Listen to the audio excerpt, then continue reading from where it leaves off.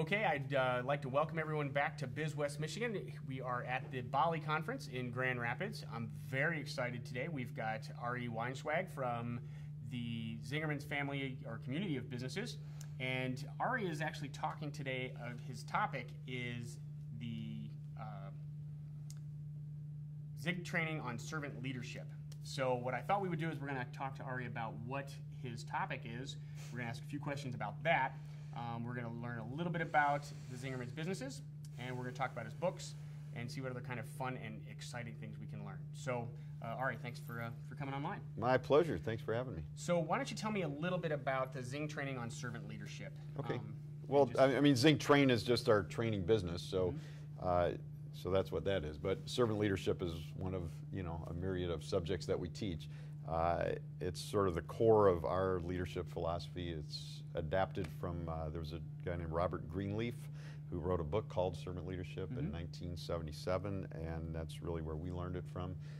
So we've sort of adapted it from what we learned from him. And the basic premise of it, as he wrote it and as we teach it today, is that the leader's #1 responsibility is to serve the organization, not the other way around. And there's a whole series of particular components that we teach around it, but I mean, at its core, that's really the basic premise of it. So now that is a pretty major paradigm shift, and a lot of people don't really understand how that would be. But as far as the concept goes, it's pretty much applicable to business of any size, right?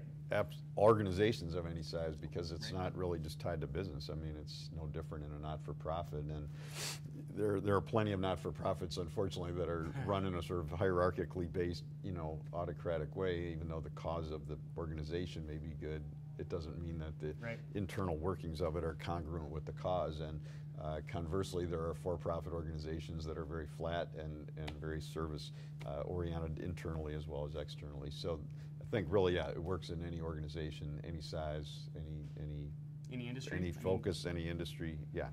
So one of the things that I know that, having been a consumer at several of your businesses in Ann Arbor, obviously we absolutely love the deli. One of the things that I notice is that, with the servant leadership and with the people that you have on staff, they're pretty much empowered to really make the decisions on the fly.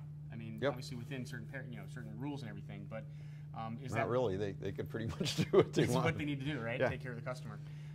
Now, you guys started your business with the deli, and it was you and Paul, second off, and that was a pretty tough startup, from what I understand.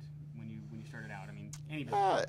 I think all startups are tough. I think it's tough even when it's not a startup. I think probably one of the best things I learned over the years is it's always hard, and then once I stopped thinking it was ever not going to be hard, it was a lot less stressful. So, I mean, I don't think it was any harder than most startups. I mean, it's just, all startups are challenging. Just getting there and managing cash and making sure you're taking care of the customers. And yeah, I mean, which as you grow, you get different problems. I mean, so it's always something, and we've never hit the point where it's like, oh, go on coast. It's all under control. It doesn't exist. In my experience, it doesn't exist. Coast does not exist. Coast is death.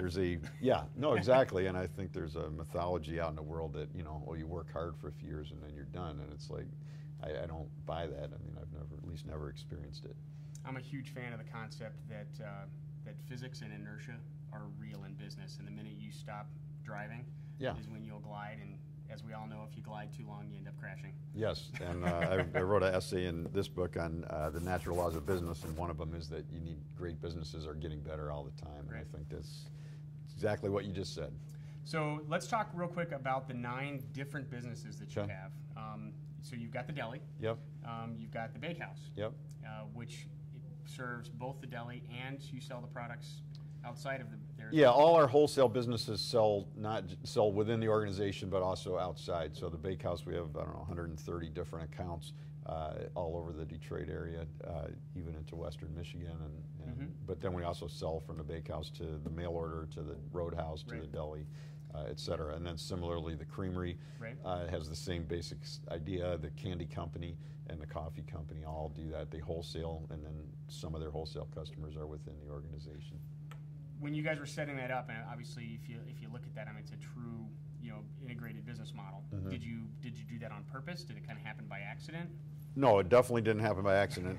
We wrote a vision in 1994. We opened the deli in 82.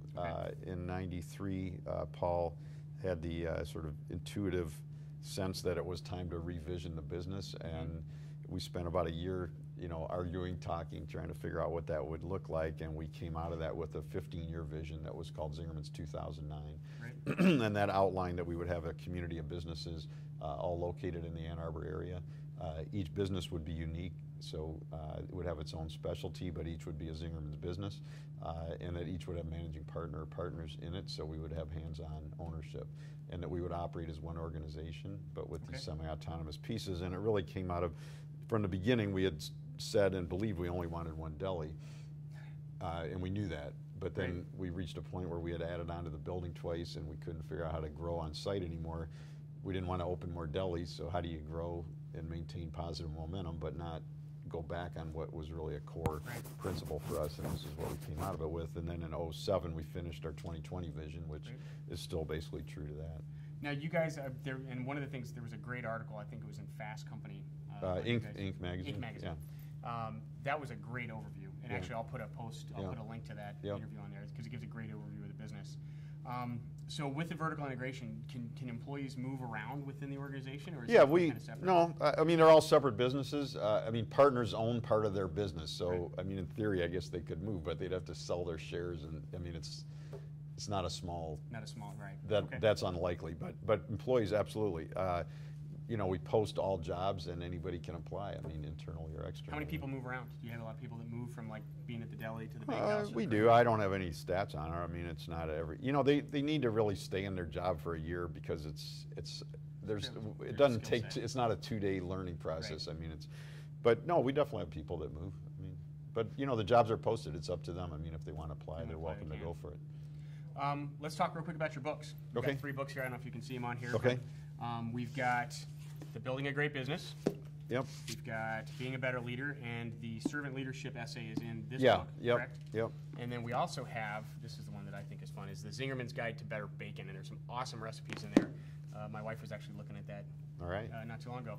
So the books are available. Yeah, so online. This is part 1, Zingerman's Guide to Good Leading, a Lapsed Anarchist's Approach to Building a Better Business. And this is part 2, which, as you said, is Being a Better Leader. I'm working on part 3, which will be on managing yourself, and I've got about 6 parts outlined all told.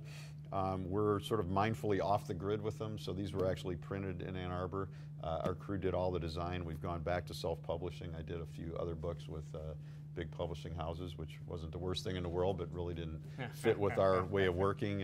And so these are available in all our businesses, off the ZingTrain website, where people can also see all our training seminars that we do, and then on zingermans.com, or we do like to wholesale them out to small shops, independents of all sorts around the country. So there's and we'll see if we can get some of the local first guys to hook you up with, that'd be great. With that. So Ari, I really appreciate you taking the time to come on in BizWestMichigan, and we are at the BALLE Conference again with Ari Weinzweig. I can never say your name right. Say it for me again. Weinzweig.